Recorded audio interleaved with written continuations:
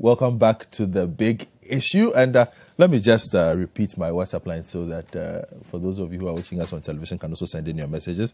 0549 986 996. 0549 986 996. Frankly, you're making a point, and then you can wrap up. So we all I'm saying is that I am not issue. going to go into the.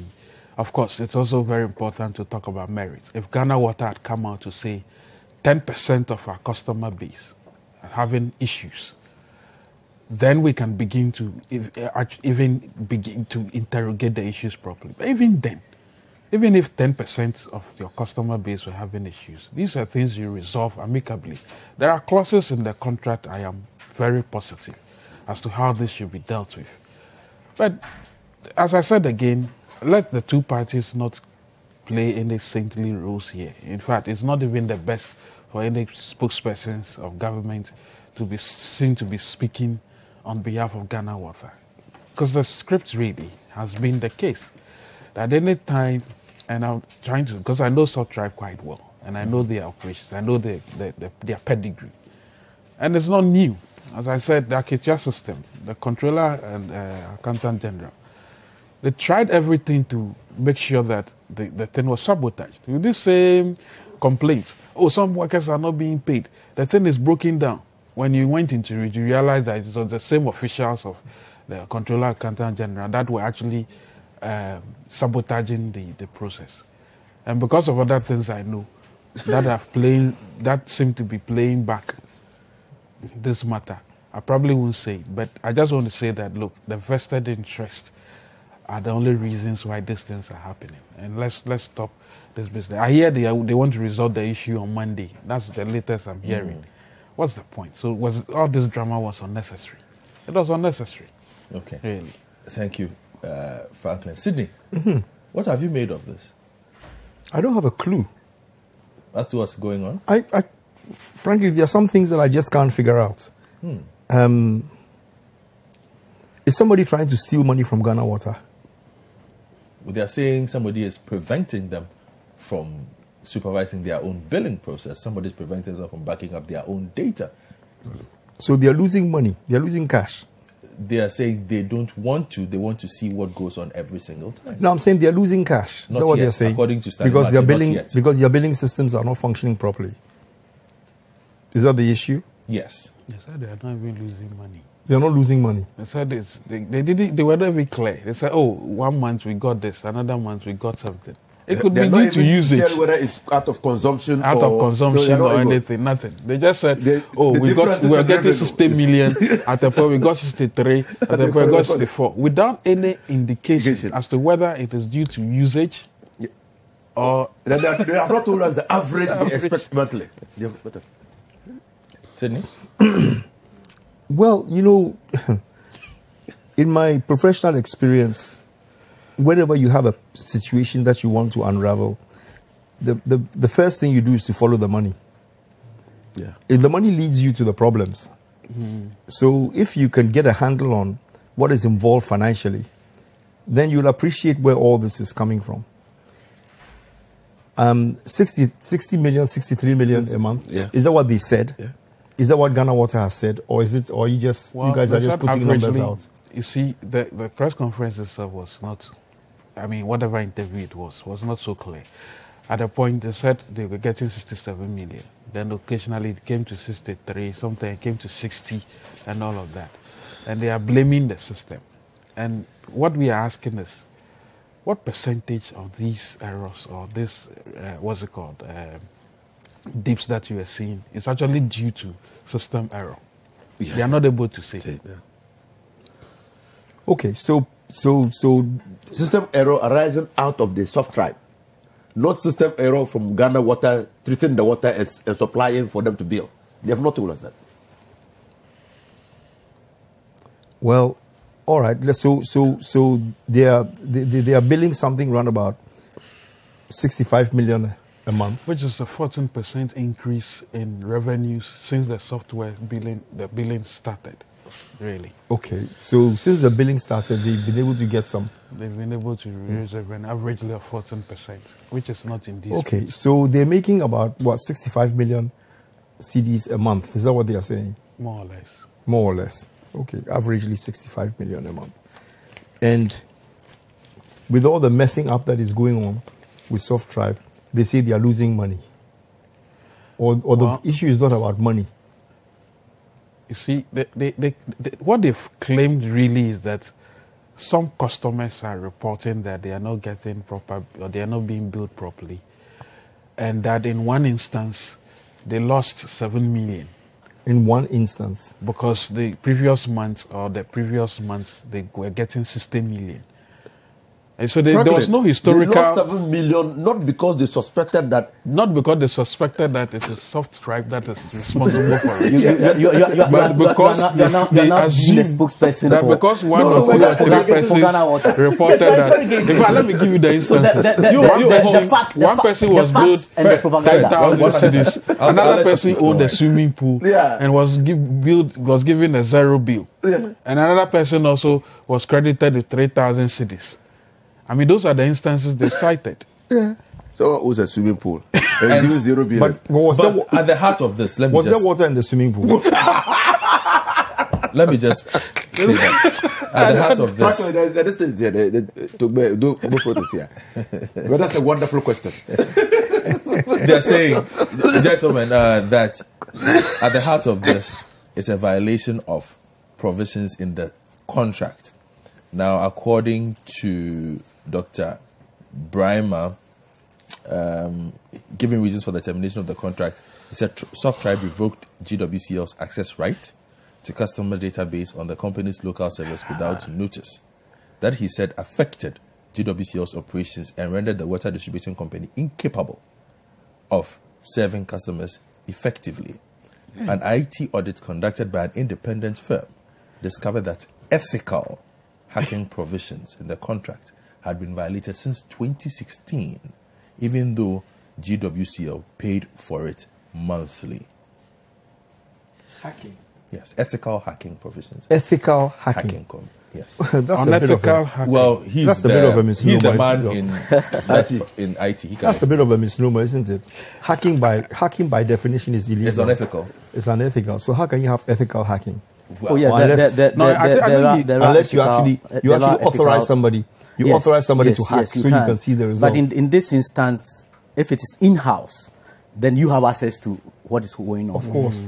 The contracts, I suppose, and having seen the contract, would have ethical issues to be dealt with, because you are handling, both of us are handling the software. So you have passwords to go into, and sometimes you even have authorization as to who can go into which part of the software, who can change what. All these things, if you're going to change something, and the software is a property for both SOFTtribe and Ghana Water. So SOFTtribe cannot do things on its own without recourse to Ghana Water, and vice versa. So let's see where the breach occurred. If somebody wants to enter into the system and he needs permission or authorization from the other partner, was this followed? If it wasn't followed, then whatever you do will be ethically wrong. And that is the context in which we are getting this. Thank you, Mr. My experience with all this software contracting, there are always protocol levels. Okay, you set the levels. Can be from level 1 to level 10, and you will assign persons who can actually access at certain levels, and you will give them password authorization. True. And they will access it and make changes, etc., etc., etc. All these things should be contractually written out. Yeah. So if Ghana Water feels that SOFTtribe has breached the protocols, it's a matter of discussing it and putting measures in place to stop it from happening again.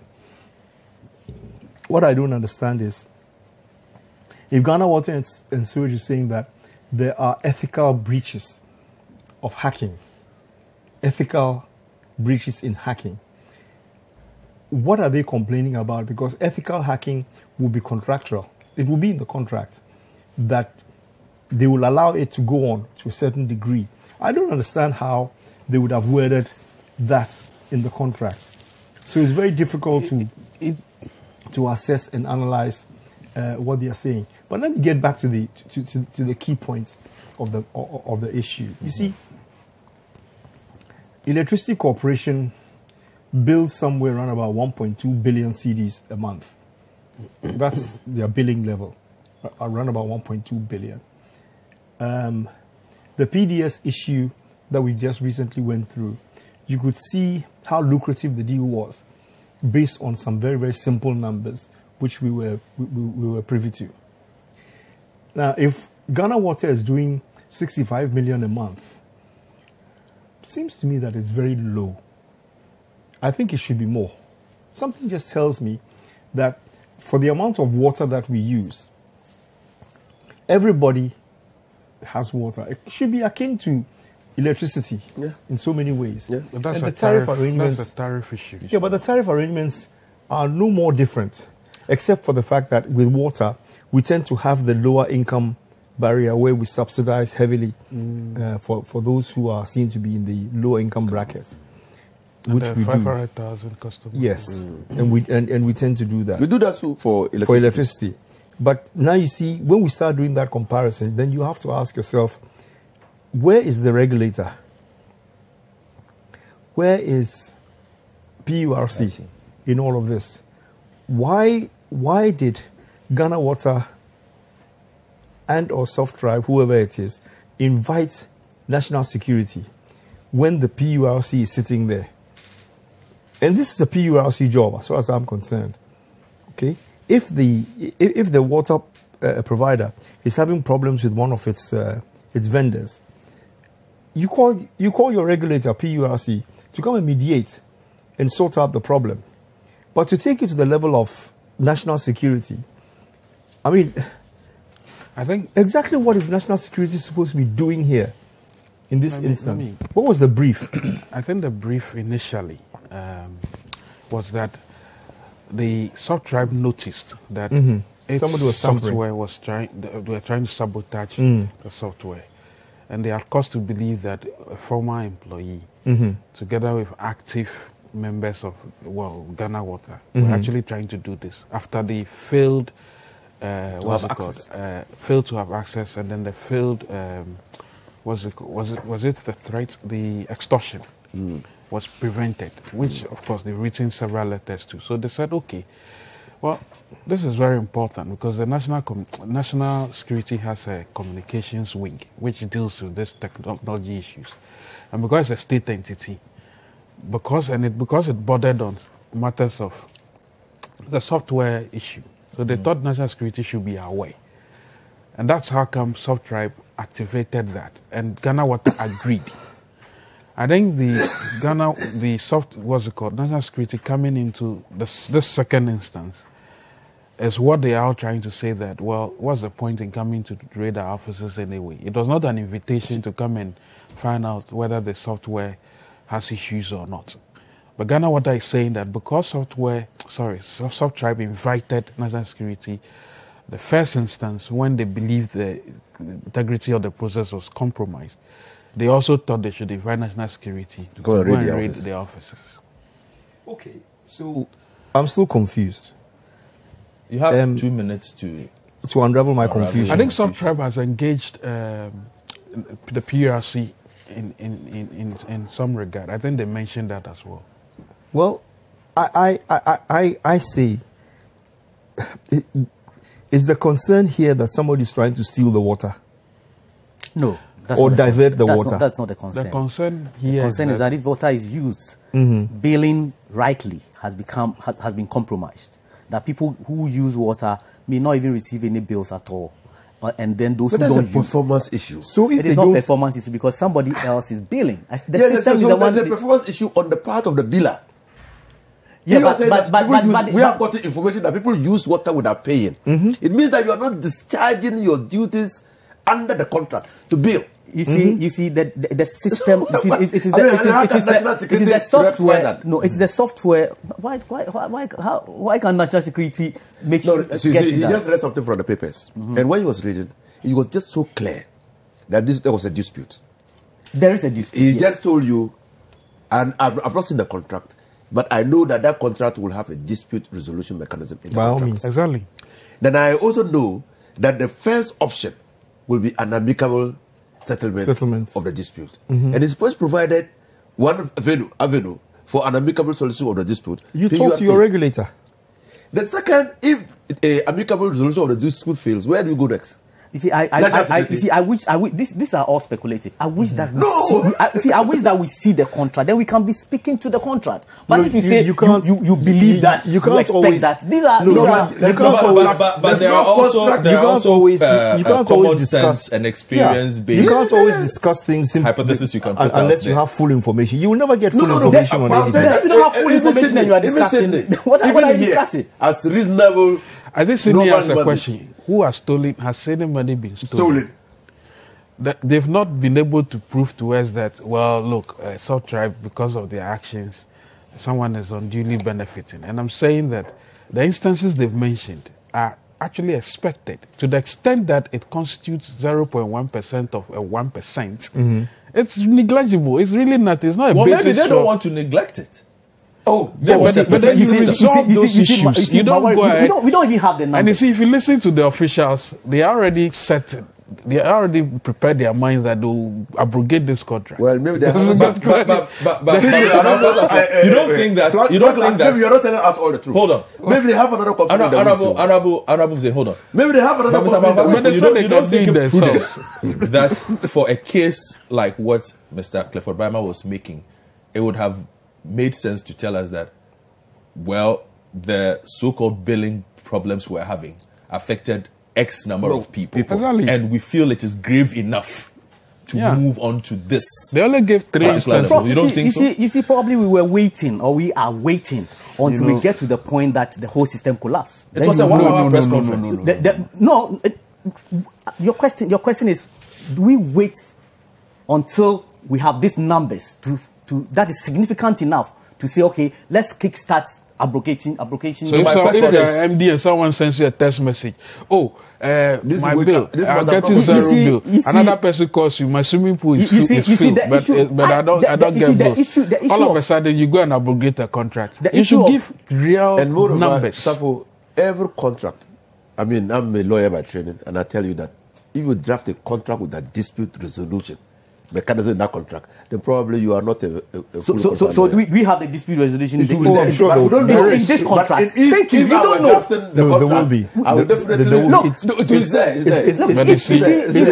On hindsight, just like you gave the analogy of marriage. On hindsight, the same thing. You can give the analogy that you should have to anticipate that the way it's a partnership. On hindsight, we could all speculate as to what should have been done right. Okay. For me, if I have a software to develop, I hand over the source code to the client because it is his property. He's paid for it. Yes, he's paid for it. Yeah. Unfortunately, in this instance, well, let me tell you what actually happened. The reasons why they turned that off. It's because there were instances, and they've written several letters saying that, look, we are detecting there's some compromises on the system. So would you want to act?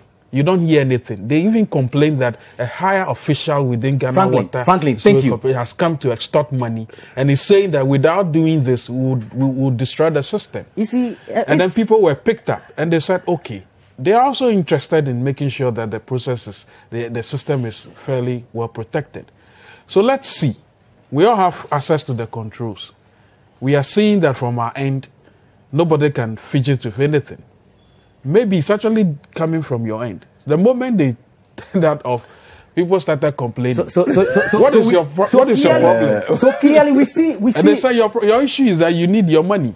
So clearly, if you are citing instances where 10% of customers were not being billed properly, then that would have been a grave issue. Frankly. But you only come to do a press conference and cite 3 instances: one in the north, one in Adenta, another at Airport Residential, and because of that, which one has the swimming pool? The north. Mr.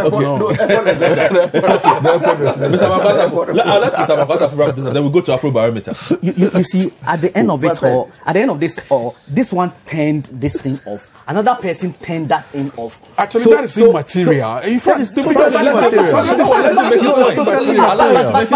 is what has brought us all here. Let him make his point. That's what has brought us all here. Somebody turned something off and realizes that somebody is tampering with it, and it also goes to 10,000. So where is the dispute resolution clause that we are talking about? They all need to sit and turn it off. Thank you. So we should have that mechanism in-house. We should make sure that we resolve these issues in-house. But if for one reason or the other we are not able to get an agreement, there must be something else. Somebody else must come in there. You don't have an agreement. You Thank you very much, gentlemen. Lawyer, Godfrey, wait. Hold on, calm down. Moderate the show. No, you can't moderate the show. I will not let you moderate the show. He has not said so. Let me say hello to Lawyer. He has to finish. Say hello. Hello to Lawyer. Lawyer, good morning. Good morning. Yes, you are late. You are not speaking on this matter. No, he will.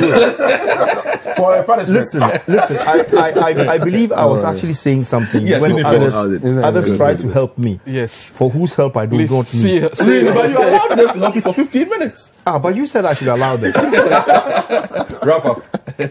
I'm asking the question and I'm putting it on the table again.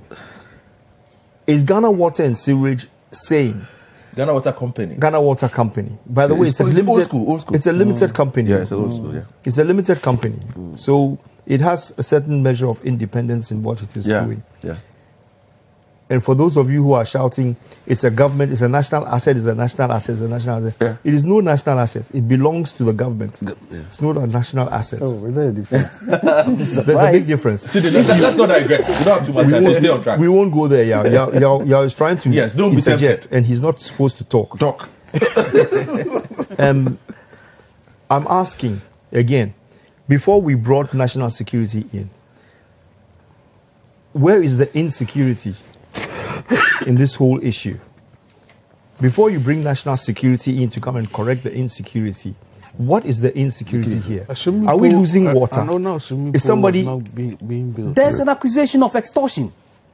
Extortion by who? Well, so we have to find out. I think frankly, even alluded There's an accusation of extortion, and that is criminal. Who is extorting Criminal, from? so we bring national security. Who is extorting from who? So we bring national Is it- But they security. didn't report the extortion to national security. Is it SOFTtribe? Oh, so there was extortion, but they didn't report. Is it But they acted on that wait a extortion. minute. Is it SOFTtribe But what are extorting from water and sewage, or water and sewage extorting from Well, SOFTtribe? that is for The national precursor security to to this, decide. you see, the it's not for precursor national to security. this problem is that higher officials within Ghana Water Company actually came asking for, is it $100,000? allegation. That's an That's allegation. allegation. From This side. SOFTtribe, 100,000 what? Ghana security. more or less. To do what? Well, pay me 25% or we'll show you where power lies. And Well, those have these been are allegations. I don't want to go there. Yeah, but I don't want to go there. He's laying That the is foundation extortion. for the I don't want to go Somebody there. claiming You see, there's the extortion. SOFTtribe wrote letters So that's to Ghana insecurity Water there. saying that, It's look, crime. Somebody's trying to extort money this from us. person is making representations Franklin, I'll on give your you. behalf. I'll give you some room. Did they report Go to the on. police? This person is making You representations see, you're taking away on my your time and behalf. giving it to him. That if He you has don't pay this information. money, we'll deal with you. Then SOFTtribe goes to find out from the MD. MD say, I've not told Even the anybody chairman, I anything. think he The said even the the chairman chairman. also. He said, I've The not same done day. anything. No, I've not said anything. But then it persisted. And to the extent that a former employee, Smiley, to the extent that a former employee was also roped in.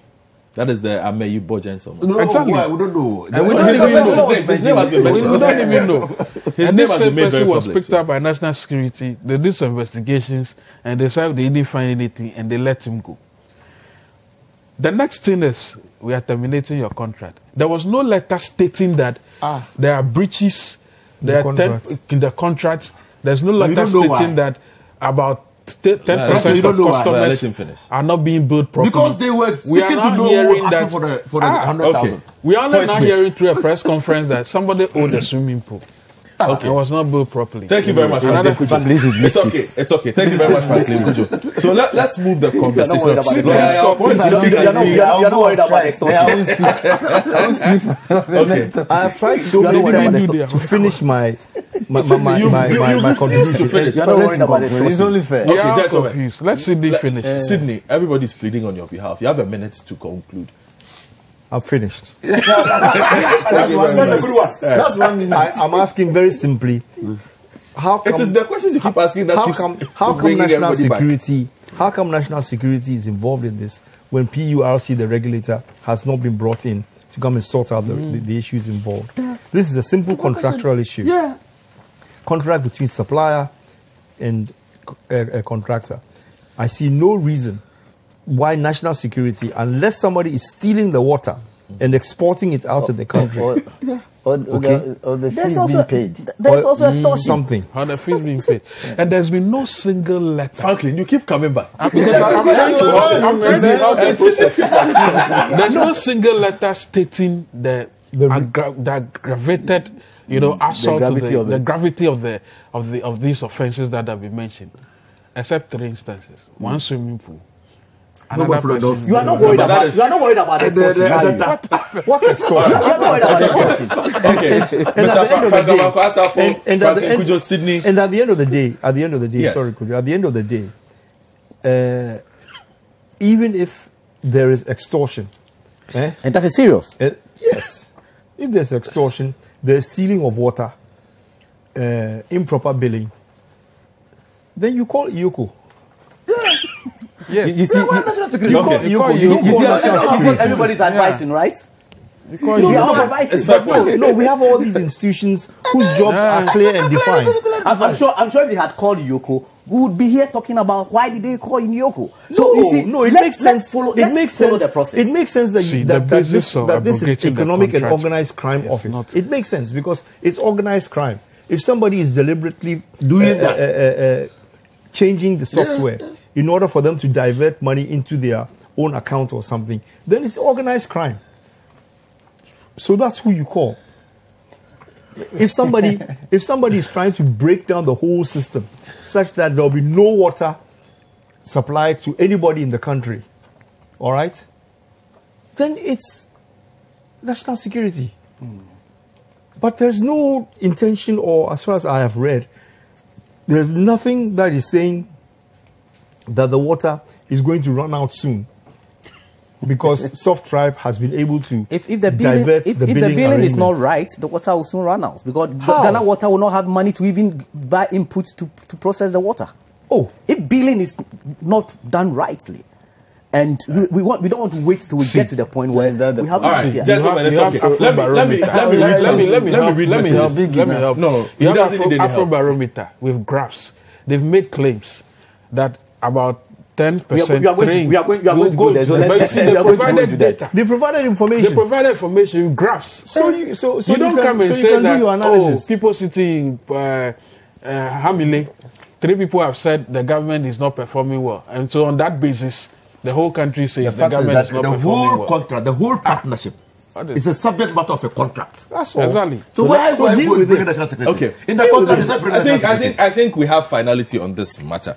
I will take a couple of messages. Let Lawyer Opon have 2 minutes on this matter. I object. And then we go to Afrobarometer. The last time that I came late, he's a champion. The last time that I came late, you didn't allow me to say a single word on the topic. Today you are favoring Yaopon. You are favoring Yaopon because you have a legal case pending.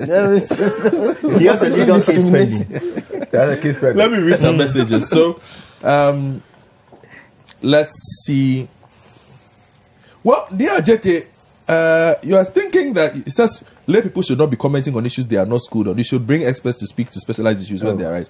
I'm listening to panelists throwing about terms like source code, etc., without having the requisite technical background. Well, Nia Jete, for your information, Mr. Frank, I'm a pastor who holds a PhD in what? in this. So I'm not getting the. We use water. And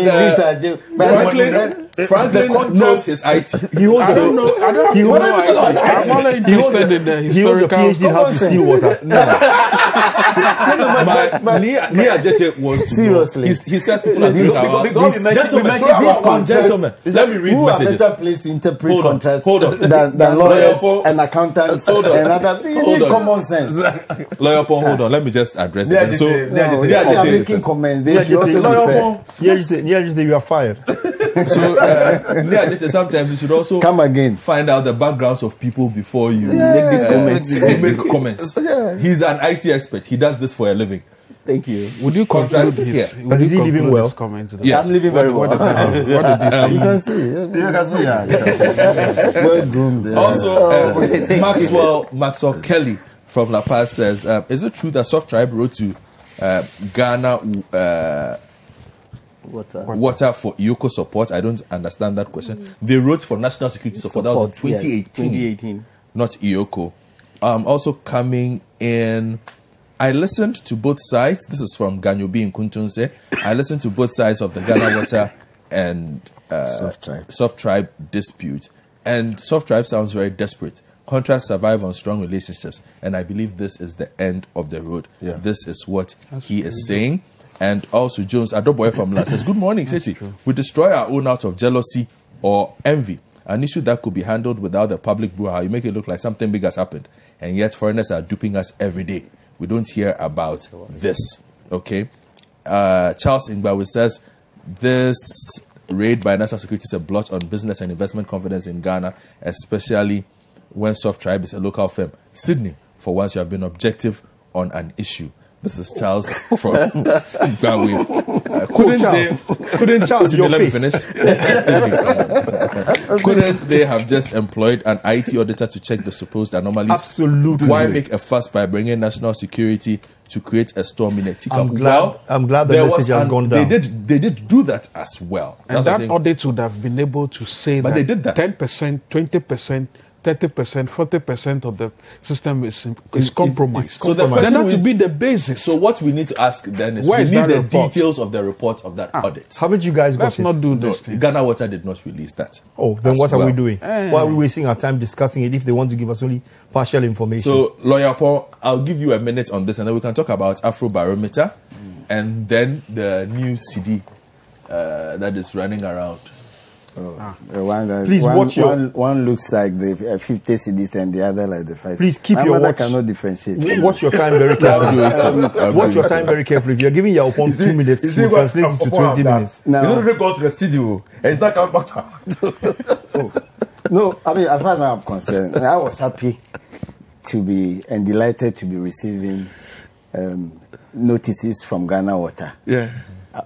Concerning the fees I have to pay for the water I have used. Yeah, don't you get a text message every month? That's what I'm saying. Yes, me too. I get a text message regularly every month, and for me, it prompts me. Very important. Sydney, but then you see, we are trying to say that the software is working. Yes, as far as I'm So I concerned. don't know what their problem sometimes, is. because previously this person will come.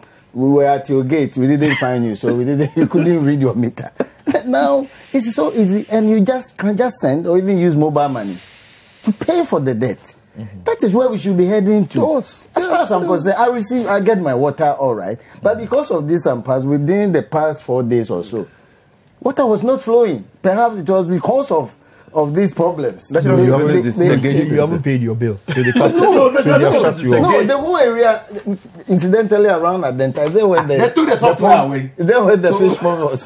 The fish pond complete. So let us encourage these things. They help. They take out so many of the problems that we've been encountering because of this. But as for contracts, it will be out of place. In fact, it will not be, if I may say so, a well-crafted contract if there was no dispute resolution in it. It will not happen. This is not speculative. In all cases, a contract involving such huge sums of money. Involving two important entities will not have dispute resolution. That contract itself, then it cannot be a contract that should even be relied on. So the contract would have spelled out the percentage. Gentlemen, he just has 2 minutes. There is bound or there is a likelihood of dispute. You see, this is where the speculation comes in. There is bound, there is likelihood. I'm saying that speculation. Any such a contract that doesn't provide for dispute resolution is not well. It's a porous contract. Yes. So there is a dispute resolution. What is it? What is this particular dispute? dispute resolution. The dispute resolution clauses are very simple. Well, that if in the event that there is any dispute between us on the contract and we have a problem between us, we will go and talk about it. Normally the executive. Exactly. Then if it doesn't where is it in this one? It is there. It has to be there. It's okay. It's okay. So this contract pays SOFTtribe 1 million cedis a month. Yes. You know that? Yes, I do. 1 million cedis a month. You cannot just get up and go and give away 1 million cedis a month without having some kind of a clause to be able to resolve issues. That clause will be there. But what is it? I'm surprised. Okay, you are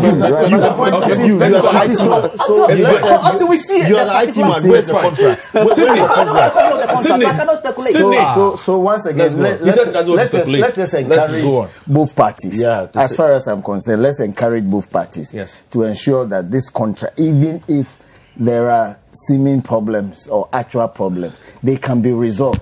This thing of just always try, or in many instances, trying to kick out some people in a contract is also, I mean, let's not run away from it. This contract was not signed in 2017. The implication can be very clear. But let us ensure continuity in matters like this. That one. What is that? It's okay. I have finished my question. That's okay. Let's talk Afrobarometer. So all of you have the Afrobarometer reports in front of you. So basically this week, Afrobarometer did 2 reports. Both of them were launched here. And I'm dealing with one. One dealt with the banking sector. I think I'll touch on the banking sector when we start talking about the currency. But give Sydney more time. But when we go there, yes. Me too. But the Afrobarometer reports were released by the CDD, and it says that majority of Ghanaians believe, that is the big one, that the country is moving in the wrong direction. Now, 6 in 10 Ghanaians, representing 59% of the population, said the country was going in the wrong direction, while only 35% felt the country was headed in the right direction, which is a sharp decline from what pertained in 2017. Now, the report, which also looked at the government's economic performance, noted that although the International Monetary Fund and World Bank seem to approve the economic policies of the government, citizens are of a different view. It also meant that Ghanaians' approval ratings on indicators of their government's economic performance have declined sharply compared to 2017. It, however, noted that about 51% of Ghanaians were optimistic that things will get better in the next year. Now, respondents to the survey also rated the government as performing fairly badly or very bad when it comes to managing the economy, improving the standard of living of the poor, creating jobs and narrowing income gaps. Now, on other parts of the survey, it also came to the fore that for the first time since I think 2005 or so, roads had become the topmost priority for Ghanaians in that regard. So this is what the Afrobarometer report said. Now, the government took it seriously enough and responded and said, well, it's good feedback that you have given us. We know that Ghanaians understand that we inherited a difficult economy and we are doing our best to turn things around. So government sought solace in the 51% of Ghanaians who are optimistic that things will get better in the next year. Okay, where do I start from on the Sydney? No. Why don't you? Why shine away from? Let me start. Okay, Lawyer Paul, start. Yes. All right, I will start. Well, first of all, I have looked at the document that is on the CDD letterhead. I had thought that a document as important like this should have been signed. It's signed. It is. Well, the one I have is not. So that's what I'm saying. There's a name. There's a name. Where? When you go through the one that is released, and you can see for more information, I'm saying that the one I have. I'm saying the one I have here. The one I have here. There's a name. Yes. Is it signed? Yes. Just Finapia and Ameche Sonny. For more information, please contact so and so. That is how every single Afrobarometer. Let me maintain my point. Let me maintain my point. Once I you go. Then you can question even the authenticity of what I'm holding. Okay, please let me go on. Let's stay focused. Then it starts with citizens' approval of government economic performance declines. New Afrobarometer study shows. Yeah, that's the headline. Ghanaians' approval ratings on indicators of their government's economic performance have declined sharply compared to 2017, a new barometer survey shows.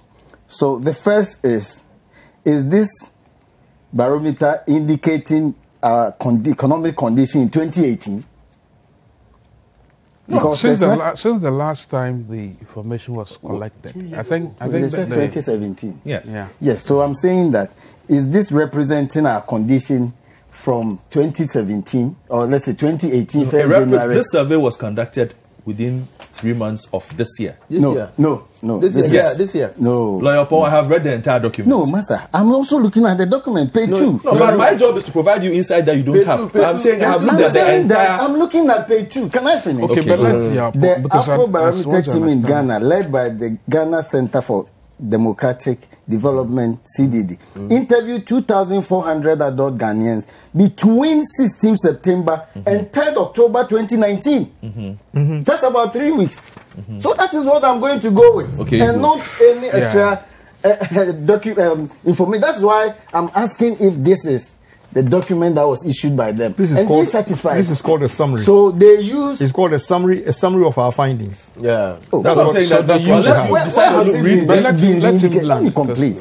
So they use. I want you to get to the point. And the moment you don't want to get to the point. He's getting to the point. I am interested in the point. He's trying to discredit the whole document. I'm speaking to the public. So allow me. So as far as I'm concerned, this was conducted barely within 2 weeks. Go on, yes. 16th September to 3rd October 2019. That a sample of this size yields countrywide results with a margin of error plus and -2 and so on. Then they go down and now are indicating that countries' economic conditions, citizens' living conditions are good. 2002 to 2019. The country's present economic conditions, citizens' present living condition. You see, the point I'm making is that this was a sample of 2,400 done within 2 weeks. And you are representing it here in these terms. Ghanaians' approval ratings on indicators of their government's economic performance have declined sharply. First, the impression it gives is that this is representative of the views of all Ghanaians. Then only 3 in 10 Ghanaians, 30%, describe the country's economic conditions as fairly good or very good. A modest decline from 35 recorded in 2017. So, as far as I'm concerned, it has to be made clear that this is a survey that was conducted over 2,400 individuals. We are not told the specific communities. For me, the important point here, though, is that just a month after this report, after this was conducted, and in fact, this report was issued 27 November, about 2 weeks after the budget was read. You know where I'm heading to. I'm listening to about 2 weeks after the budget was read. So after the time the budget was being read, this had been conducted. Yeah, that's true. All right. And the budget gave us indications of a relatively booming economy. There is food for us, healthcare. Yeah, why are you going to do No, please, let me go. I'm not going to tell. I'm telling you what we are told by our representatives in government and what a survey has been, is also representing. So at the same point, we have 2 reports, credible reports, I will call them. The budget is not a survey.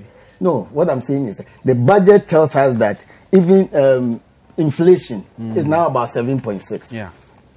You can't tell me that is not a survey. That is representative. Right. At least they get it from Statistical Service. No. Sure. They get it from Statistical Service. They get it from... So are you trying to say that so what's the point? The point is that when we are being told one thing by the government, other persons who have also say they have gone to the ground, are also saying something that is almost diametrically opposed to what the government has told us. And that is why sometimes I get amused when. But have you heard the government's response? I'm going you keep there. Going. That's why the government is saying that we appreciate it and we are advised by it. I'm going there. But I'm also entitled to also make a comment. Watch it. So the point I'm making is that it is important for our politicians also to ensure that matters that affect people on the ground are also duly reflected. For example, we know Afrobarometer have been doing these things. There was nothing wrong with even a consultation with them to find out whether what is being put out. So because normally, especially when people are in opposition, we were told that some of the figures were cooked.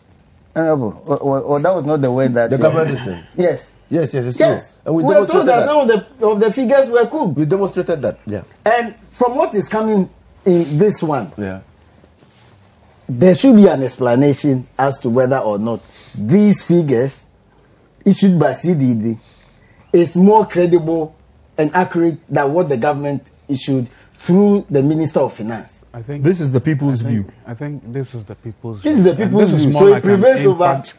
It prevails over what the government, our representatives told us. It's like doing an impact assessment. You see, this is more direct. The government. But the government. So if you are suggesting that the budget is presenting a pristine outlook, that is very well within the rights and, of course, the data that is gathered to do. This survey is saying that in spite of all of this, though, I'm asking you, in your daily dealings, do you feel that these things matter? In fact, that's why they even asked another question. Do you feel hopeful? But this is a social science. In your view, does this reflect the figures and the outlook we were given in the budget? The fact that a finance minister presents the budget, or the budget is presented to say, on the outlook of the economy. This. Yes, it doesn't really matter. That's why there's always, you see, you do an output assessment, which is what obviously the government would do, which is presenting a budget. Now, the impact assessment basically is, what do all these policies put together reflect on the ground? What CDD has done is to give an indication of what Ghanaians feel. It's an indication. That should be different from what the government tells us. It doesn't need to be different. So let me conclude, because they have what the government, what the government is telling you is not a reflection of how the people see. Oh, that is strange. Yes, but that is strange. No, if government says this is an interesting revelation. That is strange to me. Government says inflation is down to 7.6%. Yes. This survey doesn't ask anybody anything about inflation. But what does inflation say? Absolutely. Inflation. There are economic and financial indicators that are not put out to reflect the well-being of the people. For as far as the people are concerned, when I go to the market in the morning, I'm going to go and buy an olunka of Gary. An olunka of Gary. Is it there? Is it the same as what I bought last week? No, they don't ask them about the price and how the price is increasing. I think this is let me go on. You should see the entire data set before we can. This is a summary because I'm very sure, and I've seen some of the barometer questions. Clearly, they ask you questions, for instance, I mean, if you feel that the price of goods have actually increased, or you feel that the policies by the government are positive or not. It's about the way people feel, really. So in spite of the figures... And that is where my worry is. You see, when we are... Ghanaians' approval ratings of economic indicators of their government economic performance have declined. And I'm being told that we should see this in a different light lenses. No, just a second. And see the government's own economic performance and indicators differently. It's natural, I don't appreciate it. It doesn't make sense to me. Okay. But then they make something, they also state something which is quite profound. Ghana has received positive reviews from the International Monetary Fund and World Bank and made important strides, including successful completion of IMF bailout performance and the cleanup of the financial sector. But so far, these successes appear not to have translated into concrete gains recognized by most citizens. That's the inference they are making based on the survey. Yes. So I'm saying so the government now to go out there. This is also in a way, if not casting a doubt, but a slur on some of these ratings, because we are always being told about the governments, not just this government, but every government relies on these adulations and commendations and indications by Standard and Poor and so on as part of the indication of the performance of the economy. And if we are not being told that what the people in Ghana, as you call it, on the ground, think is that these things don't really reflect the true nature of the economic performance, it is a matter that I should comment on. I think the caveat there is that it's yet to translate. It's a transmission mechanism that ought to be verified. So it's now for the government to go ahead.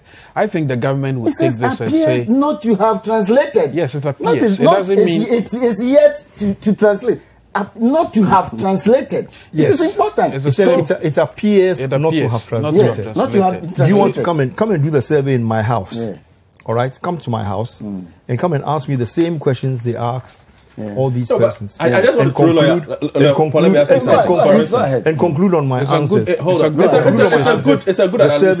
So the budget, in the budget, the finance minister says we've spent 17 billion in the financial sector cleanup. I don't believe that in the first place. Yeah, you said, but you said it's in the budget. The same budget that you believe. Why are you questioning the survey? Hold on. You see, I'm not questioning the survey. No, I'm not saying you're questioning. Hold on. Two diametrically opposed positions on one matter. I'm not this time is coming. Don't worry. I get your point. So then you have the BOG boss last week saying that so far they've only been able to pay 1 billion. $1 billion. They've only been able to collect. Collect.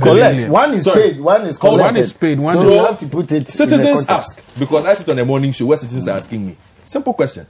Finance minister tells me 17 billion somewhere to come and save me. These people tell me that they have to collect 9 billion Ghana cedis more before they give me my money. Where is that 17 billion? I will answer the question, and Honorable will confirm. There is no evidence that the government has paid even 3 billion. And I can challenge them, let them produce it. They should show us, no, just a second. They should show us which government budget created the opportunity for that money to be in the fund. Who are those who receive it? It's not a matter on the table. No. You have asked me a question. Yes. I'm saying that let the various banks that there is a claim they have received this thing give us a certificate to confirm that they have received any such monies. Okay. These are bonds. Yeah. Most of it, substantial part of it, have not been realized. Let us be truthful. The point is that so it has not translated 17 billion. I'm standing on this for anybody to just give us proof. And members of parliament should require the government to give us proof that which Ghanaian 17 billion did you have? Who are the banks that you sent it to? And require the bank, this is public money, require the banks to furnish us with certificates that confirms that 17 billion, sometimes they say 11, sometimes they say 12. Let us even show us 3 billion, 5 billion, 10 billion that have been given to these banks. And the banks are also required, they are agents of the state, even if they are private, they are using state money. They are required to also show us. I'm surprised Parliament hasn't even invited any of these banks by now to bring certificate to confirm that. Thank you very much, Lawyer Yawopong. I'll take a quick break. When I return, I'll go to Mr. Amankwa Asafo. Because the information minister has responded to this. He says, for your party, this is important feedback. It shows that Ghanaians understand the kind of economy they inherited. Yes, he's from the communications director. The big issue, we'll be right back. Okay.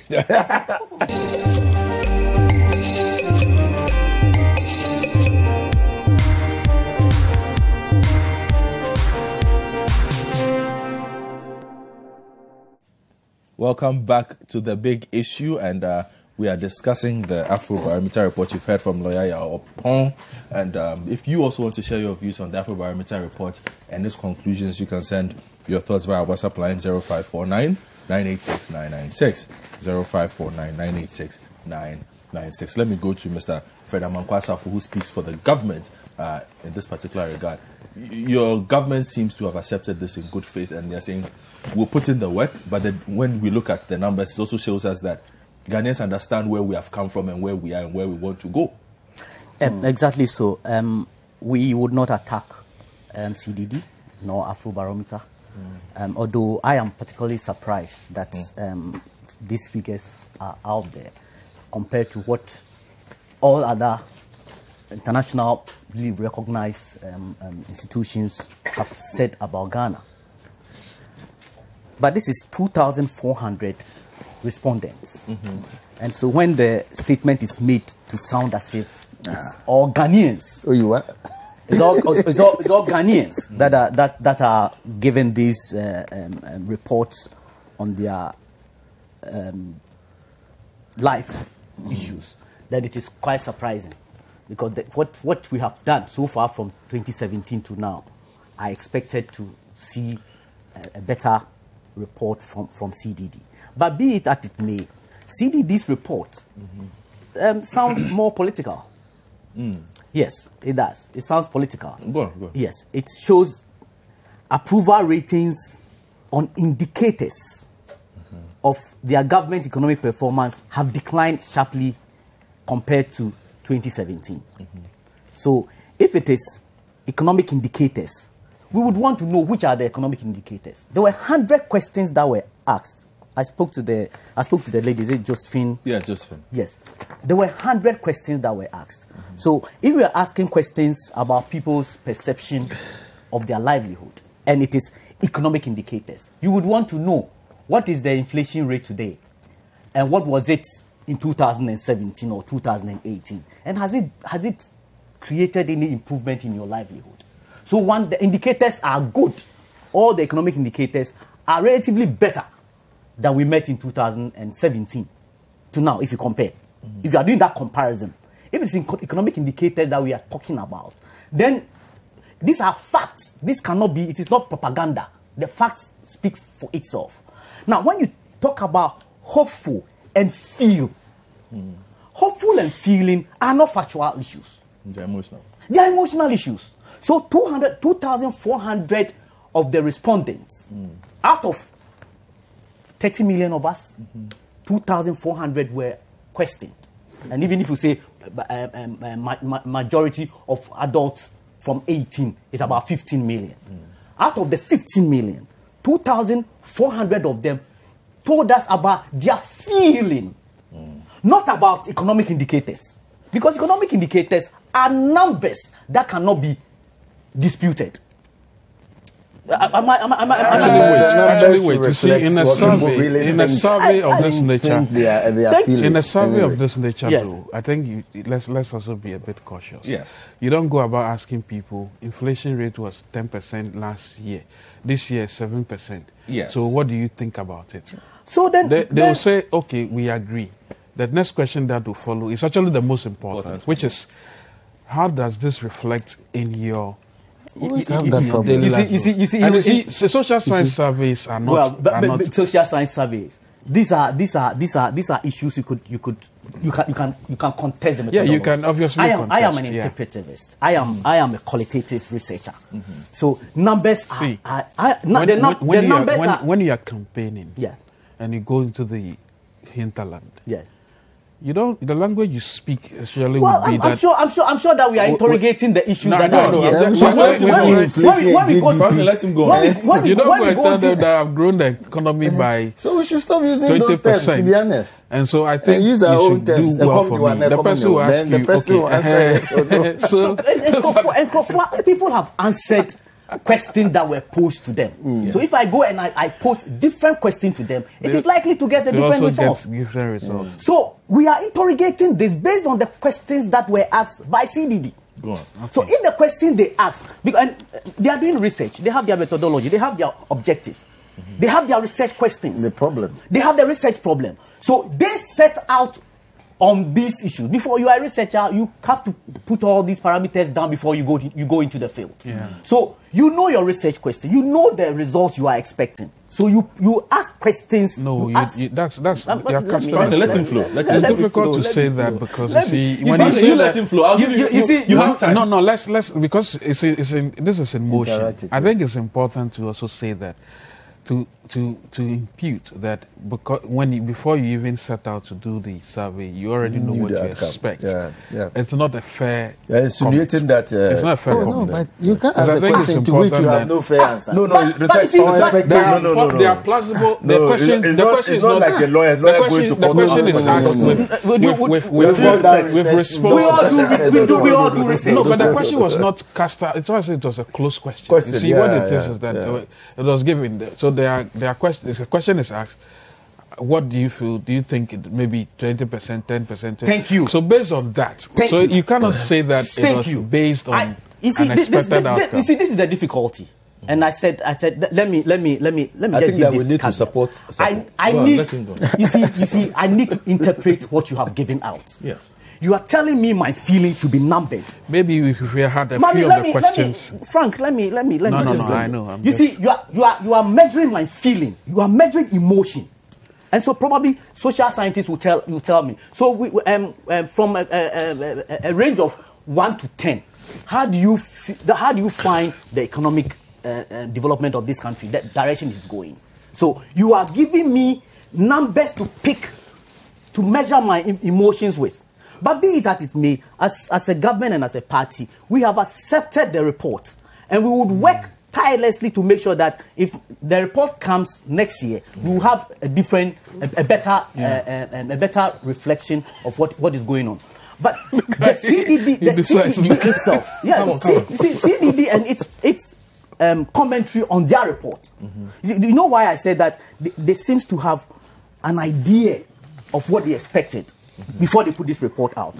If you're doing a research and you want to take yourself out of it, because then for interpretive, the researcher is immersed with the research phenomenon.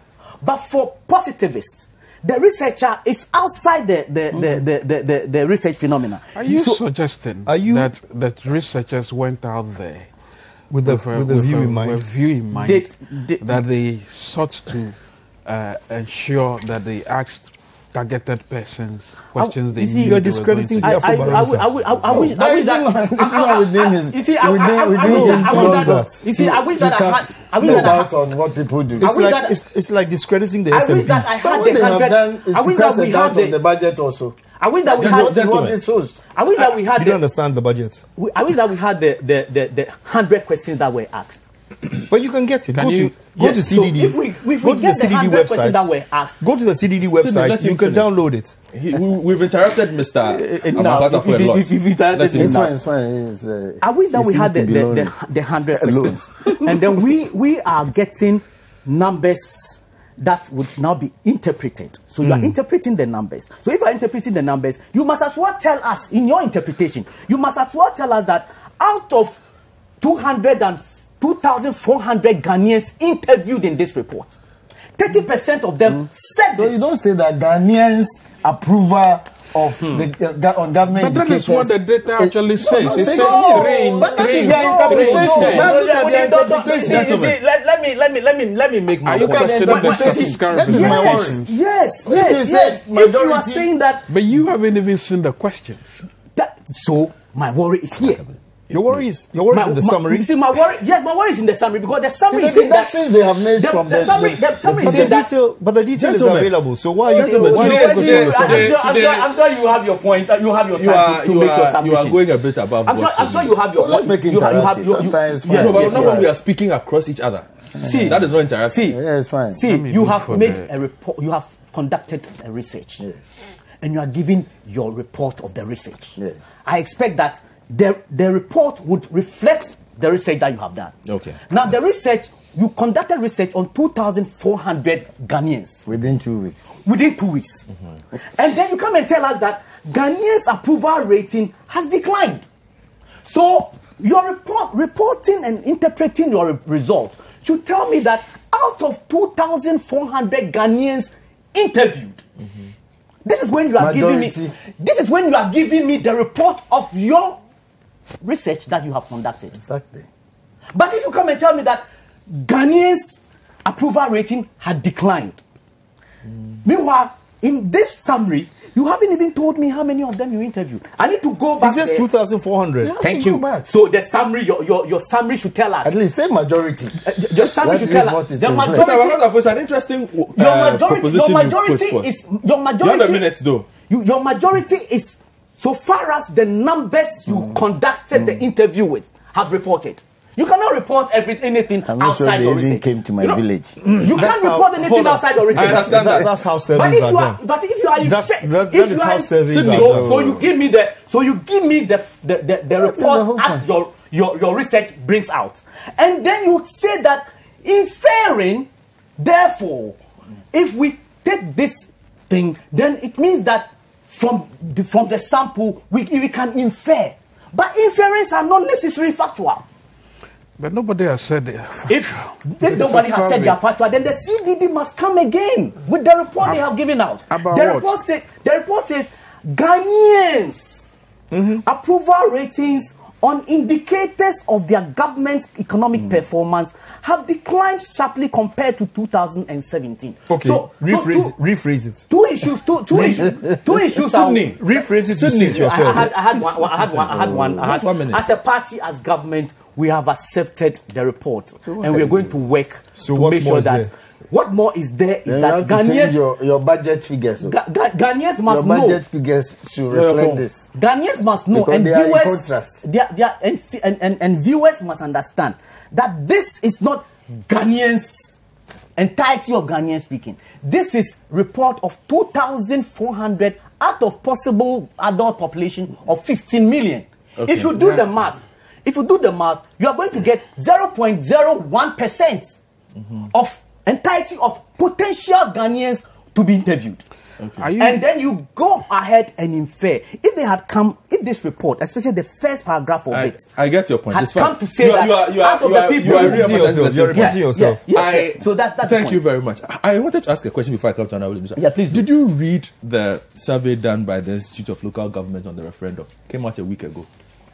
No, which headline that Ghanaians are in favor of the referendum? But if this is wrong, that one. No, I'm just asking him whether he read it. If I see that, so Center for that is Institute of Local Government. Institute of Local Government. If I see the report and the report says Ghanaians are doing it, out of how many Ghanaians did you? If it is your research, if we are interpreting your research and giving your research report, then let your research report reflect what you have done. Okay. But if you conclude and bring everybody, that is what they did. They said Ghanaians are approved. We would still have to interrogate in the same way. I have tremendous sympathies for your position. you know, my brother Steve was here again. 2016. In 2016, City FM did not have CCTV. And CDD came out with a report. I was on the panel with Sydney Franklin and so one other MPP guy. And I was arguing vociferously that CDD could not be right. But they were proven right. They said that we were not doing well. So eventually you lost. Well, they were proven right. So I'm not surprised. So when you were arguing, you are not surprised. He has precedence. You should have seen the way he was looking at you. I know, but we are not contesting the thing. We are not contesting the interpretation that has been given. But at risk of losing, oh, really? Really? That's the influence. But I'm telling you that, look, my party, I've since advised them. When the report comes, let's accept it. And work. No, and work.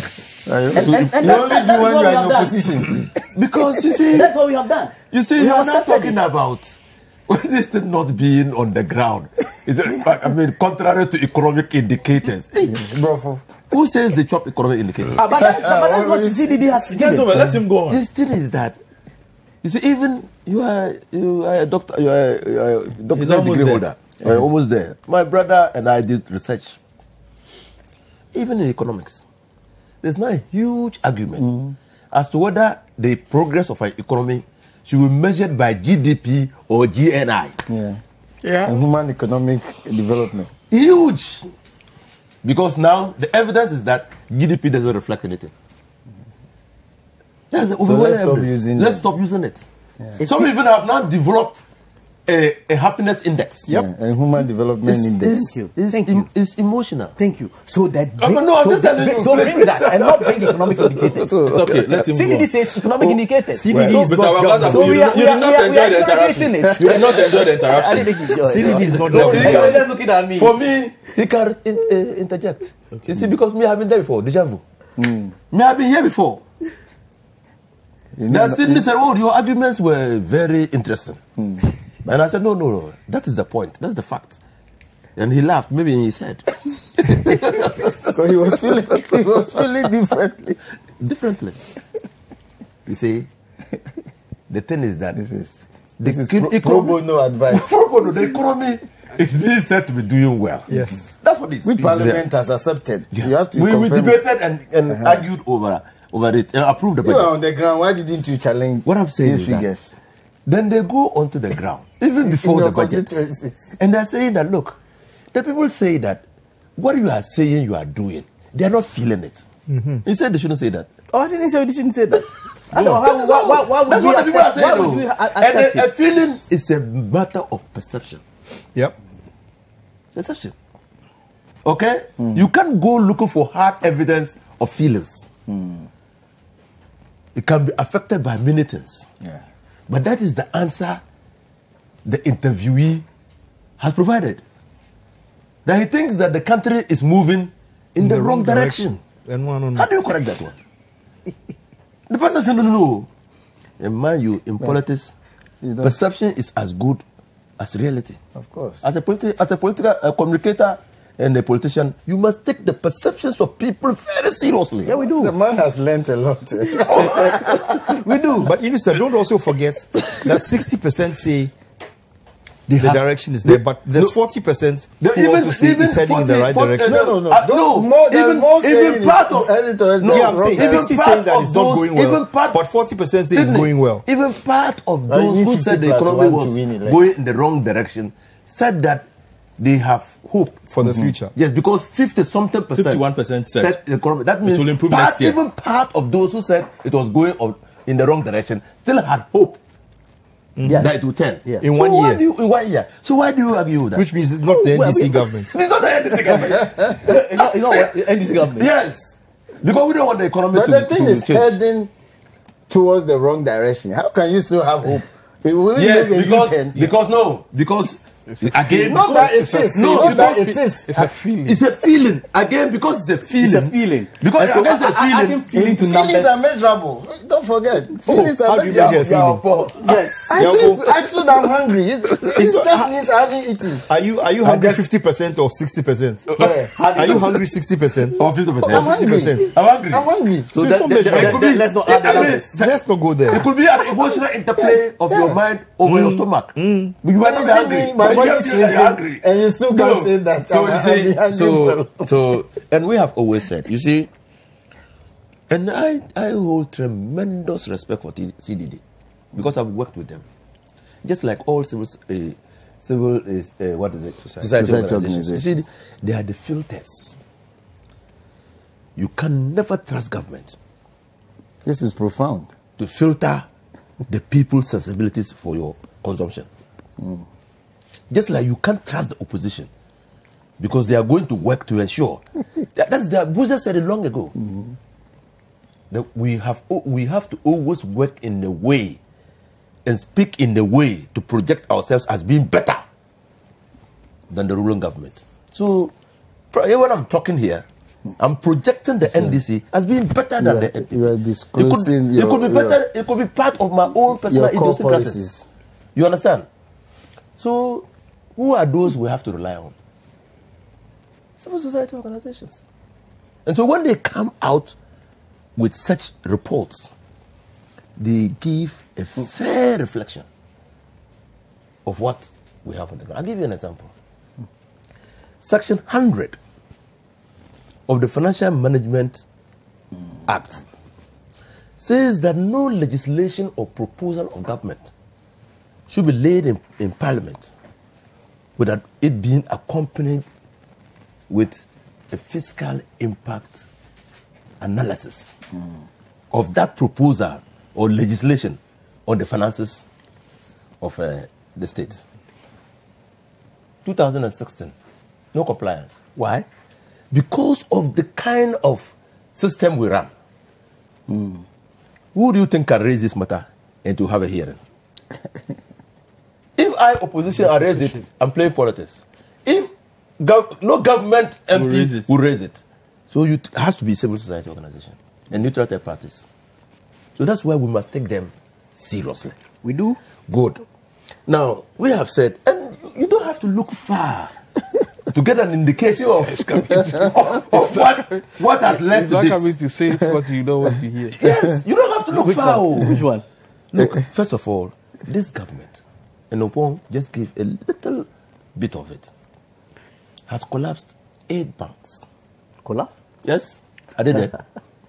Continue, give the statistics. 400 micro finance about institutions. 370 or so. Yes, that's what I said, about 400. And special deposit institutions. All the people who have been affected by this arrangement, the restructuring of the banking system in Ghana, are sitting at home. They have not been paid. But not just collapse. They've also taken their banks and assets and given it to a government bank. That's very important. They are sitting at home. Can you imagine that CDD researcher chances on one of the employees or the owners of the because you don't know them. You don't know that 2,400. You think what will he say? That the economy is doing well. His total investment and deposit has been collapsed. That is recipe, sir. And if we hadn't done the banking... No, I'm not talking about... I'm just trying to tell you that you don't have to look... There was no banking crisis. I'm saying that you don't have to look far. I'm just trying to... No banking crisis. You see, that people in the Ghana say that when you see a man squatting in the bush at sunset, you can safely assume that he's attending to the call of nature. Say it in Dagbani. We want to hear that. You are safely assume that he's attending to nature. Look, when you have a whole country, some 8 banks, indigenous, collapse, about 378 microfinance institutions, and the number of special deposit taking institutions collapse. The collapse is affecting the citizens of the country. And no matter what economic indicators you bring out, those people will never think that you are doing well. And that is the true reason. Okay? I think that the first thing the government should be doing is to work in hard. And it's true. They issued bonds. They were bonds. The 17 or 20 billion are bonds. They have not been realized. So I heard one MP say that NIPA should be sacked. He's an NDC person. Failed to appreciate the fact that the 17 million is not cash. Who is NIPA? That one was Eric Nipa, the receiver. Yeah. After collecting 370 baht, you give it to just one person to manage. Oh, Yaopo. Yaopo, that's the truth. Lawyer Paul, let him focus. We're not talking. When you have a receiver, you appoint a receiver. You don't appoint a group of receivers. One receiver. 370 managing directors couldn't run a microfinance. One person can. He's not running it. He's collecting. He's running it. No, he's not running it. Oh, Master. He is collecting the assets. Master. He's not running it. The receiver's job is not to run the... They have taken the position of directors and shareholders. You are eating into his time. He has 3 minutes left. Oh, he has given me perpetual consent to do that. So I don't have a problem. So what I'm saying is that... video language, right? No. We come from far.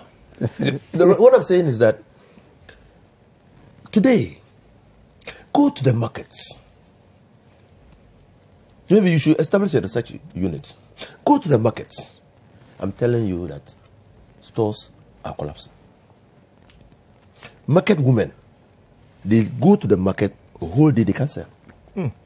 Yes. Even people who have come from outside and invested. That place near your place.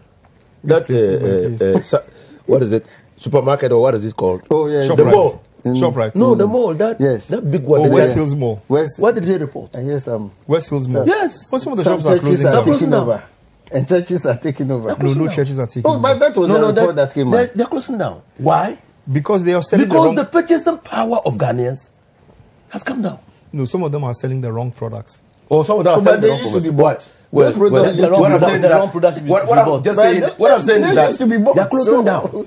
And I can tell you as a matter of fact that when you go out and do, I mean, as a politician, people know me. You will be surprised the number of people who will stop you and ask you, so what are you people doing to dislodge this party? You can't dislodge the party. No. I'm just saying, I'm just giving a part of, you see, when we come here to sit and discuss, we must not only discuss. I want this country to be run well because I'm an inherent beneficiary of a good and better Ghana. So are my children. But when things are happening that clearly do not convince me that this country is going in the right direction, I also reserve the right to speak about it. Whether, even if my party is in power, I reserve the right to say no. Because it's my country. So, yes. 2, what did they say about the economic indicators? Roads constitute the biggest. And I always ask, why? The road fund was established for the purpose of fixing our roads, at least doing periodic and routine maintenance. The government in 2017 came to Parliament and said, no, you are in economics. I don't know. You are an auditor or a financial person, or analyst. And said it was capping the statutory funds. It capped the road fund. 2017 to date. You know how much money the capping has sent to government? About 3 billion Ghana cedis. They took it away. Then they go to China and take a $2 billion facility. The first tranche is about 600 million. And we are paying dollars. That's about 2 billion. Ghana. Less than the amount of money the MPP took from road fund from 2017 to 2019. You collateralize. No, they are telling lies. And you are telling the truth. I'm telling they are telling lies. And you are we telling the collateralized road fund for only 2 years, 1 year of which we have spent. 1 year of which we have spent. Yes.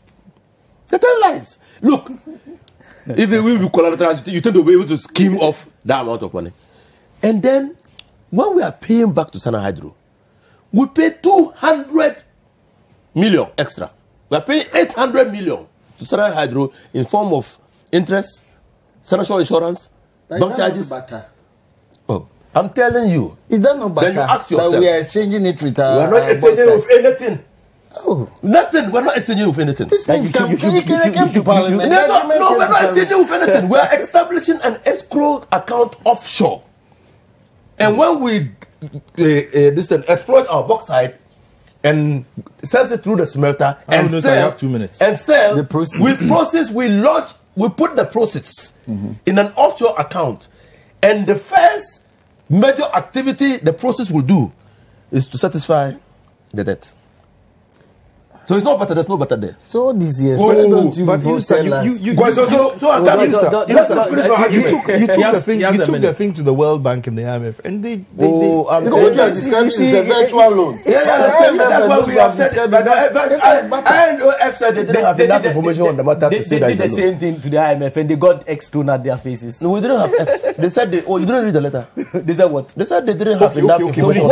Some of us haven't had a say on this thing yet. I'm a member of Parliament, and I'm telling you that what I'm telling you is what was made in Parliament. Please, I'm not talking about IMF. So I don't work at IMF. So you guys in Parliament, you are not telling us the people the full stories. Let me tell you. You have a different story from what we are hearing. That is the story. Go back and take the parliamentary Hansards. And the debates that furnish us with copies. The debates we have been having. I'm telling you. Let me finish. So what is coming out in the newspapers is there's very nothing different from coming out in the newspapers. The newspapers have never said that we are entering better. The government. The government is telling you that we are entering better. No newspaper has reported to you. No. But if you are discussing it in Parliament and it's coming in the Hansard, then where is the media? The media has never reported that there's a better agreement between Ghana and no. They are just telling you that we are going for a facility in Sana Hydro. We are going to smelt our bauxite. Exchange it with our bauxite. No, we didn't say exchange. No, I've never read a newspaper. You are running out of time. So I will take a quick break. Let me finish. The big issue will be right back. Oh.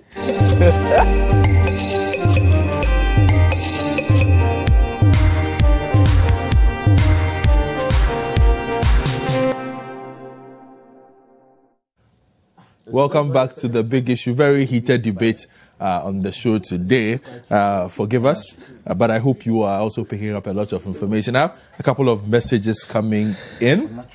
And, well, Mr. Mavasa, this one goes to you. It's come from a gentleman called Muslimu Muftau. He says, good morning. I want to contribute to the Afrobarometer conversation. In research, as far as the sample is a representative of the Ghanaian population, the result can be generalized on Ghanaians. So what should rather be interrogated is the sampling technique. Yeah. We should also look at the psychometric property of the survey to determine whether the tool is reliable or valid.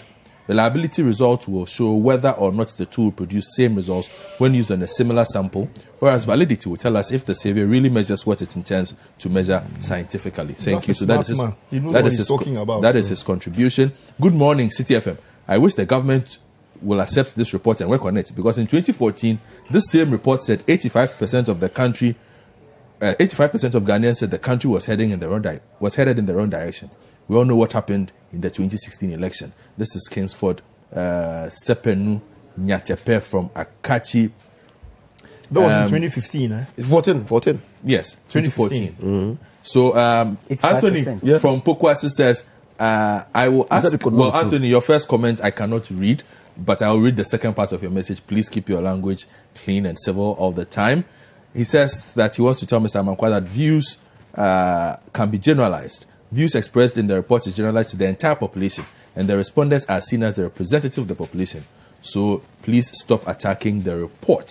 Now, Mahama Kojo from Eswum says Ghanaians will vote based on your bad economy. So watch out. After collapsing Ghanaian banks and microfinances, seriously, help people to get their locked up funds, and the economy will loosen up. Our pockets are dry and we are suffering. This economic situation is very harsh. The truth must be told to you. Simple. That is what he is saying.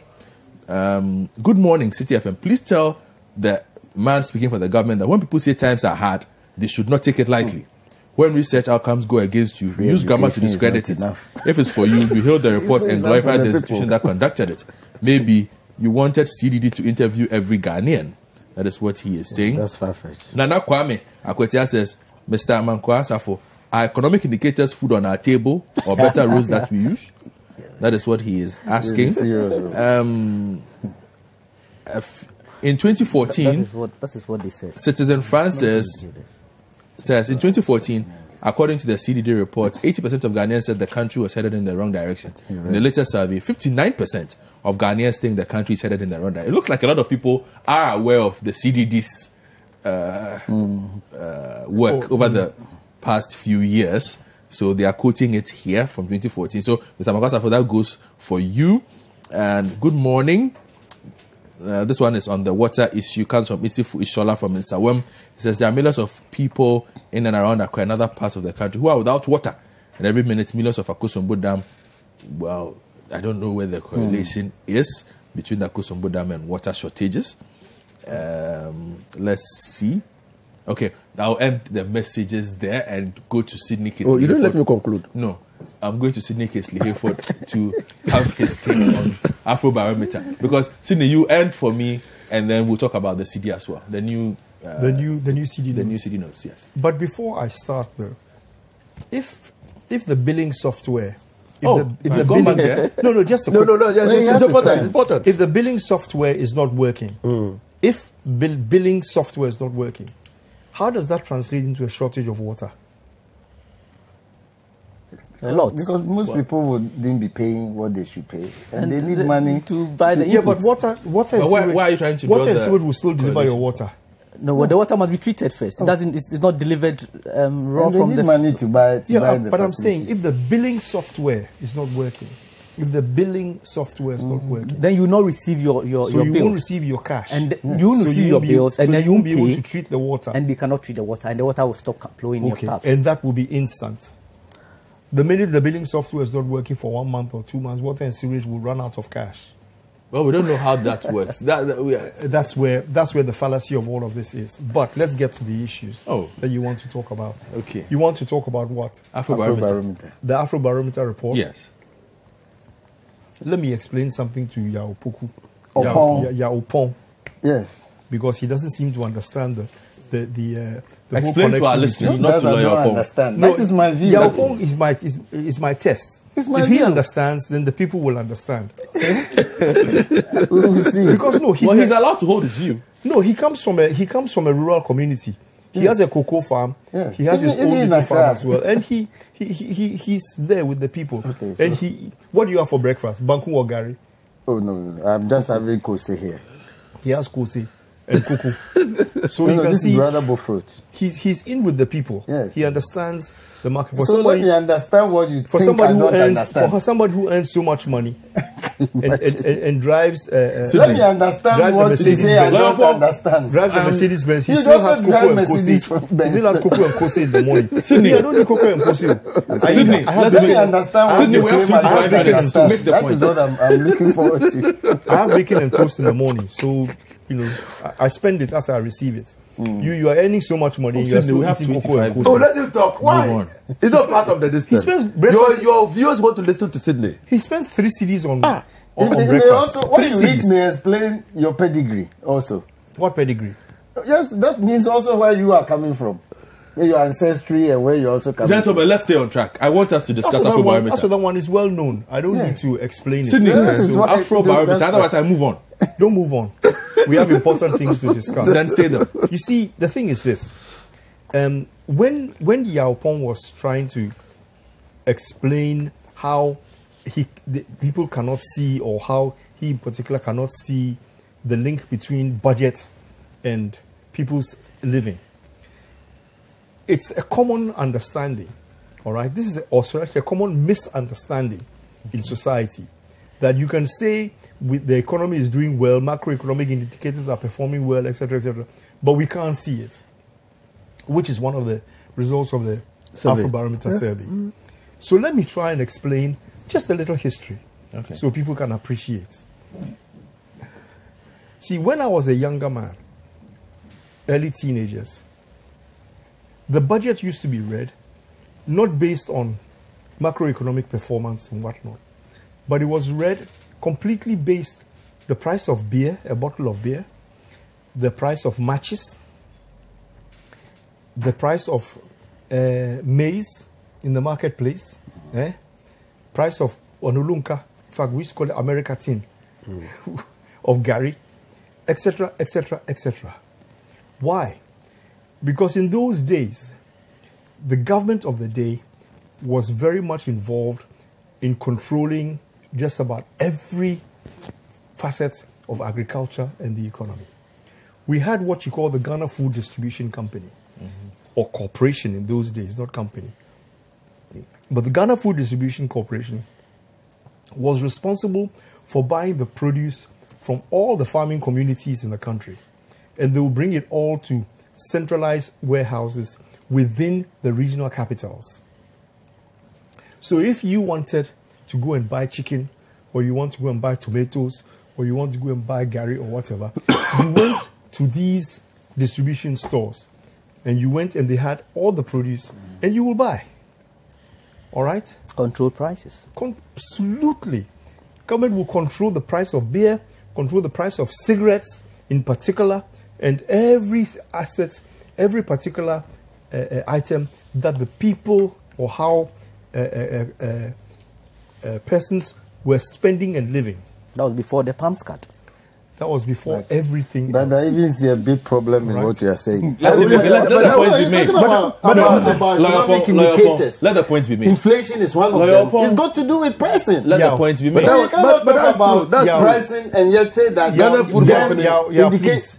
Please bear with me. Let the points be made. You see, government would also, in the budget, read all of these indicators. Inflation and this and that and this and that and this and that. None of us, my home, my family, everybody else that I knew, we never bothered with any of that. What we bothered with was at the end of the budget, when he's coming to the end, that's when he comes to a table, and he reads all the prices on which all goods were going to be sold for the coming year. A whole list. And we will sit down, and I remember my father would ask me to take a piece of paper, and I'll start writing. The prices of goods. The prices of all the items. The items. And what the prices were going to be. Yeah. Okay? And when we got to the price that said a bottle of beer will be sold for 11 pesos, then my mother would say, hey! For her, that was her main concern. How much were we going to buy beer? All right?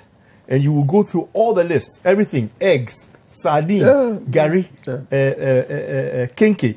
The price of kenke was regulated, and we will go through all of that. So immediately after the budget, the marketplace changed. Change it. The prices will respond. Okay? Immediately. And people will make a decision whether or not things were too expensive or whether there were savings. And government used that as a mechanism, all right, to gain popularity. Yeah. If they felt that things were not going well and they wanted to please the people, then they would reduce the price of some of the commodities which they knew, all right, were popular and commonplace.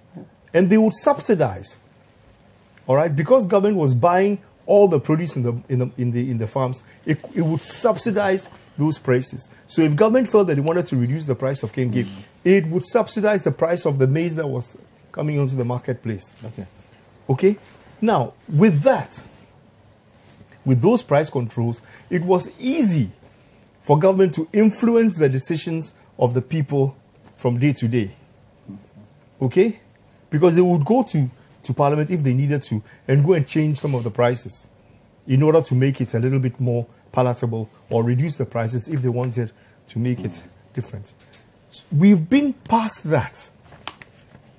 Okay? We have gone past that. Now we are in an era where, having gone through all the changes that you are referring to, the PAMS cards and the whatnots that we have done, we've now come to this new version that we are looking at, which is more internationally accepted. And we are giving indicators which are more internationally, regulated, and which we use in order to be able to show the progress of the economy. There's a huge change now. People are beginning to talk a lot. It's even going through the World Bank and the IMF discussions that it is time for the GDP, the gross domestic product, to be phased out. Because it doesn't reflect the real nature of what people want. Okay? So there are some companies, I'm coming there. There are some companies, there are some countries now who are beginning actively to look at what they call the happiness index. It is being led by a country called Bhutan. All right? Bhutan has been championing the happiness index for a long time. And they measure the GDP and they measure their happiness index. Okay? But the people disclose the very things that you are talking about, the emotions, the desires, the whatnots. It comes in the happiness index. When you get a chance, Google happiness index, and you will see what goes into the basket of goods for the happiness index. Things like spirituality, how people feel about worship issues. Are they comfortable with what is going on? Gender issues are there. Child issues are there. All of those issues come in, and they measure the index. Then, of course, the World Bank has also been pushing the Human Development Index to try and see whether people are making progress or not. But it is evolving. Some of these things are now beginning to change, and as we get more and more, we get faster with data collection and using data and analyzing big data, we are beginning to realize that what we used to do 30, 40 years ago is no more. It's time to change all of those things and have a better indicator as we go forward. My point in all of this, I'm trying to say to you, is that when you have something like the Afrobarometer Index, and people are giving the comments that they are making, sometimes it's not only because of their perception, but it's also because of the way the question is phrased, whether they really understand the question properly, and which comes to Fred's, is it Frank? Fred. Comes to Fred's point. Do we now go back and question the Afrobarometer Index and determine whether or not the basis on which they derive those questions are valid or not? I don't do that. Okay? I like to rely on the statistics because I've looked at it once and I've been convinced that the basis on which they are doing it is internationally acceptable. It is mathematically acceptable, statistically correct, and internationally a reliable index. So I work with it. I don't see where you disagree with me. To be so honest where the with you. S&P comes in, Don't worry, like I said, he's speaking to everybody. Yes, Not you. so where the S&P comes in, where Moody's comes in, and where all these ratings companies come in, you have a choice. You either accept them or you fall out with them. And there are many people who don't agree with what those big data, big multinationals are doing because they are controlling us. If we report today that our GDP was 2%, hey, it's a failed economy. All right? Yeah. If you report 14% GDP growth, hey, we are doing well. Fastest growing economy in the world. Yeah. Okay? So those now have become the triggers for which countries like us, who are developing our economies, that's what we have to conform to. And that's where the Western world has got us. Wouldn't that amount to deceit? Is it what?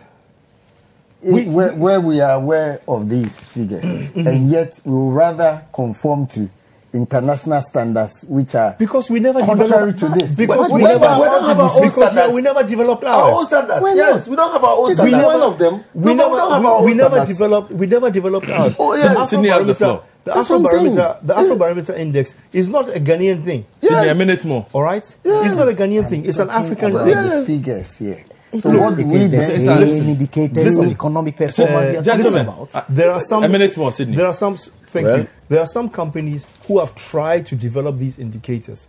One of them is the Elumelu Foundation in Nigeria.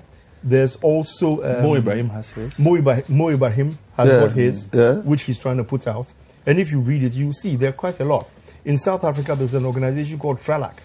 They are trying to put together the whole of the African, that's for my statistic. That's for my own. Our own is Imani. All right, our own is Imani, and the more Imani comments and puts together the statistics and the data, it takes a long time. Imani, all right, it takes a long time. When you hear of Michael Bloomberg, all right, one of the richest men in the world today, he didn't start yesterday. Yeah, it took a long time to get where he is today. So all of these things, you must have confidence in what the people are reporting, and it's the track record, the development of what they are trying to do, the statistical indicators as we go forward, is what gives us credibility. We have the Institute of Statistical, Social and Economic Research, ISA. And then statistical ISA has a huge database of facts and information going back a long time. That's interesting. A lot of governments like disagreeing with. And the opposition like agreeing with. Every time the government changes hand, opposition says ISA is rubbish. Every time it changes. But that's why I'm advising my so this is why I keep saying that.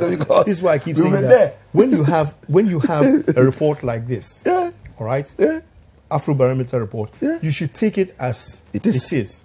There's no point trying to discredit the institution and trying to question and use it to amend your budget statement. Your waste. For whatever purpose. If you remember, there used to also be SEPA. SEPA, All right? SEPA used to be there. Joe Abe SEPA. Fantastic organization. They have data. They have information that you will be amazed as to what they can do. But again, government always sees them as non-credible when they are in opposition. Institute of Economic... No, rather. IEA. Credible when they are in opposition. IEA. It's the same thing. So we are our own enemies. We are our own enemies. And I will discredit any international organization's facts and figures any day. If I get a report from the Economic Intelligence Unit, EIU, as it says that, hey, NDC will be winning the election in 2020, I said, get off with you. You don't know what you're talking about. We have our own. If Imani says NDC will win, you take hey, I give it more leverage. All right? I give it more credibility. And they said so. In 2016, Imani said so because it went on the ground. It did its research. And in fact, but people even said they were boycotting your distance. I say, hey. Franklin is sitting here today, so let me put him on the table. He did not release all the data that he had. Franklin, why didn't you release the data? Yes. Because the few. Let me just say to you, though, that the data Sydney is referring to, that formed the basis for us to say that the NDC was going to lose the elections, was released. The data he refers to was a survey we did almost 3-4 weeks into the elections, and we thought it reflected the same thing we had done in August of 2016. So there was really no, because again we didn't want to jumpstart it. He is being economical with the truth. Okay, but we are being economical with the truth. That data that they collected 3-4 weeks to the time of the election showed clearly with no uncertain terms that we're losing. NDC But I refuse to accept that NDC would lose massively. It was clear. In fact, if we look at it today, if we look at it today, you will see that what they found out on that survey was close to what the results showed at the end of the day. And I would have preferred that he revealed it, all right, at the time. But of course, there were politics involved. There was another survey by another group. Point is made. I'm coming. I beg you. I want to do the CD. We'll do the 1 CD. minute, 1 minute. It's 8 minutes. Franklin hasn't said anything about Afro. He's had to say on Afro-barometer via interjection. There was a survey by somebody who monitors online traffic. All right, online traffic. Maximus. Ametogo did a survey which he sent to me about 2 weeks before the elections, and he was spot on. Every region, he did it region by region, and he showed who would win in each region, and he gave his percentages as he felt them, and it was spot on except for 2 regions. All right, which he didn't predict correctly, but still the result was clear that the NPP would win, but he couldn't get the differences and the percentages correct. But when the results came out afterward, and I took his report and the actual results, it was so glaring. You could have thought that he had insight into the future at the time. Now, it is these kinds of reports, all right? It is these kinds of reports which, if we continue to do consistently, year after year after year, that is what will give us the credibility we need. That when we in Ghana say that this election is going to be won by the NDC, we know that the international community will also accept that this is what we are saying. But we'll begin and not for them to come and tell us what they are seeing and what they are thinking. The only way they know what they say is because they talk to certain individuals in our country. Okay, in our country, and they should not be in a position, because when they come in to talk to people in Ghana, they don't go and talk to Kofi and Kwame and somebody in Abetifi. The people they talk to are Franklin and myself, who have done the survey here. See, in my opinion, it's totally biased. So you talk to me, you're wasting your time. You see, I might be able to give you an independent version at some point. But if you just come to me and say, we are trying to understand how the elections will go next year, NDC will lose. Yes. There's no question about it. Yes.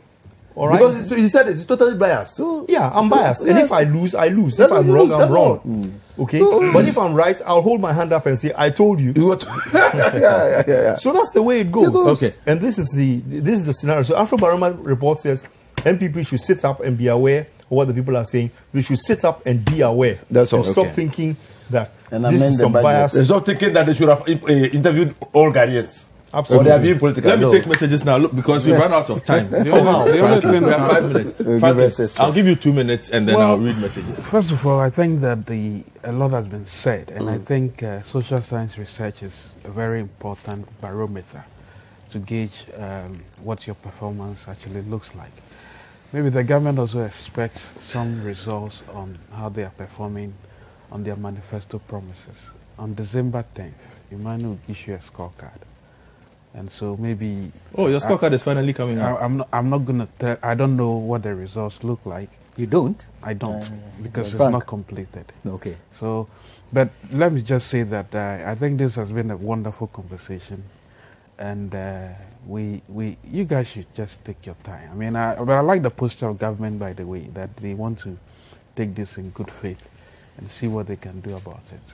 I hope that after December 10th, you still take whatever comes out in good faith. And then you have about 11, 12, 10 months before the elections. A lot can change. 51%. A lot can change. That's a prophetic statement. Okay, let me just Emmanuel, aka let me just take this message and then we'll wrap up. But as for the NDC coming into power, A lot can change. That one there's Have no you change. heard the Franklin? A lot can change. Gentlemen, let me just take this message. This will be the headlines for some of the newspapers. Gentlemen, A lot of these reports. let's listen to Free SHS is still there. Gentlemen, let's listen to the people who are watching and listening to us. They might not have even asked. Fred and Lawyer Paul, there are messages for you. Yes. Kindly tell Lawyer that the Afrobarometer talks about the feelings of Ghanaians, and everyone in Ghana cannot be contacted to arrive at. How could I have come to that conclusion? Ayano Pascal also says, Lawyer Paul, you are being very biased in your submission on the Afrobarometer report conducted by the CDD. But your phone is very nice. Thank you. This is my point. I have run out of time. I have 2 minutes. Okay. Talk about currency for me, 1 minute. After the currency, I don't know what motivated Edison to go back to He pray. gave good reasons. He didn't give good reasons. There are no good reasons. Dead weight. Dead weight. How many people will need 200 and 100 city news to That's why it says it will not be everywhere. And then you say what? Depreciation. You mean that 100 and 200 will not depreciate? And you say inflation. You don't know affected by inflation. The inflation is 7.6. The very reason why we did the denomination was because of dead weight issues. And the largest currency was how much? So you sent us to pre-2007 level. So. Times have changed. I have no reason to doubt what people are saying, that this is a political move to probably see But how it they is a conduct. political Okay, move. thank you very much. Quickly. How they ensure that they conduct their elections well. Let's hear Lawyer Paul. My issue has got to do with identification, because if you Identification. take this, you take this, and the 200 they want to introduce, it's almost the same. So, And then you take this and the 100. I'm saying that, hey, can we just say check that the big six. these are the only two colors our money should reflect? Identifying the money itself by the colors is so important. And also, let us just modify the images a bit. A lot of people have done their best for this country. They must also reflect our legal tender. Thank you very much. We have run out of time on the big issue today. Confusion of the let me wrap up. How can you be doing e-platforms? I hope you enjoyed. I hope you enjoyed the show today. My name is Godfred Akutoboafo. You can listen to us again tomorrow, 10 a.m. on 97.3 City FM. A big thank you to Mr. Fred Abankwa Asafo, Franklin Kujo, Sydney Kesley Hayford, Lawyer Yawopo, and the Honorable Yunus Afusin. Always a pleasure having you here. Have a good weekend.